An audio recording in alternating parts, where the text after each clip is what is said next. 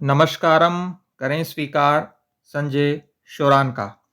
RPSC assistant professor का form किनको withdraw करना है, इसकी बात करेंगे। जिनकी नेट नहीं है उन्हें क्या करना है और आप क्या गलती नहीं करें, करते हैं विस्तार से चर्चा। सबसे पहले उस प्रेस विज्ञप्ति की बात जो 16 अक्टूबर 2023 को राजस्थान लोक सेवा आयोग द्वारा जारी हुई। बताया कि 48 विषयों के लिए भर्ती निकाली गई जून माह में और 3 विषयों के लिए भर्ती का विज्ञापन निकाला 1 सितंबर को। सबसे महत्वपूर्ण बात आयोग के संज्ञान में आया है, अर्थात आयोग के ये ध्यान में आया है कि कतिपय कुछ विद्यार्थियों ने विज्ञापन के अनुसार निर्धारित शैक्षणिक योग्यता अर्थात संबंधित विषय में स्नातकोत्तर उपाधि धारित नहीं होने के उपरांत भी ऑनलाइन आवेदन भर दिए हैं। ये प्रेस विज्ञप्ति संबंधित है केवल शैक्षणिक योग्यता और उसमें भी केवल स्नातकोत्तर उपाधि एमए, एमकॉम, एमएससी उससे संबंधित है। इस प्रेस विज्ञप्ति का कोई संबंध नहीं है आपकी नेट क्लियर है या नहीं है, सेट क्लियर है या नहीं है, अन्य किसी भी शैक्षणिक योग्यता से संबंधित नहीं है। यह प्रेस विज्ञप्ति केवल स्नातकोत्तर उपाधि से संबंधित है। अब मान लीजिए किसी विद्यार्थी ने हिस्ट्री से फॉर्म भर दिया लेकिन वो इतिहास से एमए है ही नहीं, उसने इतिहास से एमए में एडमिशन तक नहीं लिया। ये बात उन विद्यार्थियों की हो रही है। कुछ समय पहले भी एक लिस्ट जारी की गई थी लगभग 297 कैंडिडेट की। इसमें से 2 विद्यार्थी तो ऐसे थे जिन्होंने 48 विषयों से फॉर्म भर दिए थे। तो क्या वो 48 विषयों से स्नातकोत्तर उपाधि धारित हैं? तो आरपीएससी ने उनको एक मौका दिया, व्यक्तिशः बुलाया और उसके बाद ये अंतिम मौका दिया है। यदि आपने एमए, एमकॉम, एमएससी में प्रवेश नहीं लिया है, आप अंतिम वर्ष के विद्यार्थी नहीं हैं और फिर भी आपने फॉर्म भर दिया है, तो आरपीएससी के अनुसार आप निर्धारित शैक्षणिक योग्यता नहीं रखते। अब एमएससी का साइंस का कोई विद्यार्थी उसने हिस्ट्री, पॉलिटिकल, ज्योग्राफी से फॉर्म भर दिया है जबकि वो इन विषयों में स्नातकोत्तर उपाधि धारित है ही नहीं। स्नातकोत्तर उपाधि धारित का मतलब है यदि आप अंतिम वर्ष के विद्यार्थी हैं तो भी आप एलिजिबल हैं।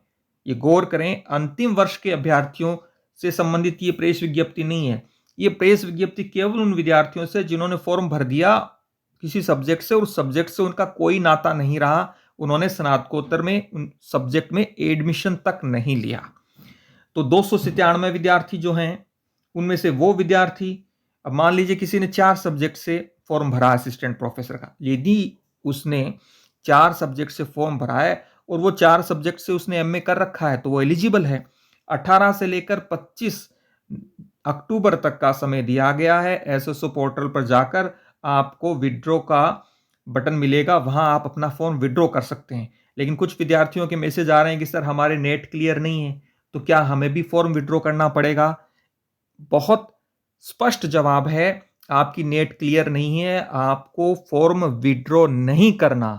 ये फॉर्म विड्रॉ की बात केवल उनके लिए हो रही है जो स्नातकोत्तर उपाधि धारित नहीं है, जिन्होंने तथ्यों को गलत भरा है।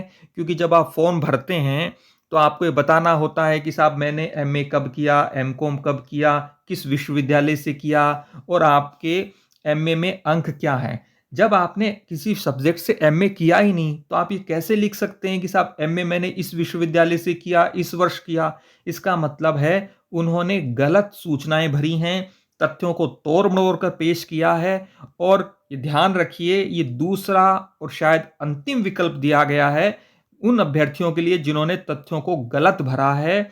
और अभ्यर्थियों की जांच के उपरांत यदि कोई विद्यार्थी फिर भी पाया जाता है जो फॉर्म विड्रॉ नहीं करता तो उनके खिलाफ विधि सम्मत कार्रवाई की जाएगी।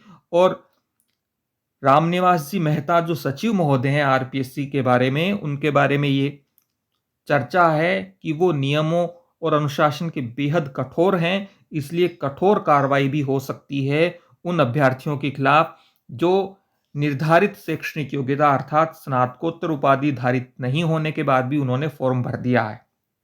निष्कर्ष के रूप में कहूं तो वे अभ्यर्थी जिन्होंने नेट क्लियर नहीं है, सेट क्लियर नहीं है या और कोई जो है योग्यता में आपकी कमी है, उनसे संबंधित ये बात नहीं है। इसे गौर करें। यदि आप नेट 2023 की तैयारी कर रहे हैं जो दिसंबर माह में होना है, तो यश गुरु ऐप पर 60 टेस्ट पेपर की सीरीज है। अभी ऑफर प्राइस चल रहा है केवल 149 रुपये में। ये टेस्ट सीरीज यश गुरु ऐप पर उपलब्ध है और ये सभी टेस्ट पेपर जो हैं वो अपलोड कर दिए गए हैं। यदि आप चाहें तो इसे देख सकते हैं यश गुरु ऐप पर जाकर। फिर भी आपका कोई सवाल है तो आप कमेंट बॉक्स में लिख सकते हैं। धन्यवाद।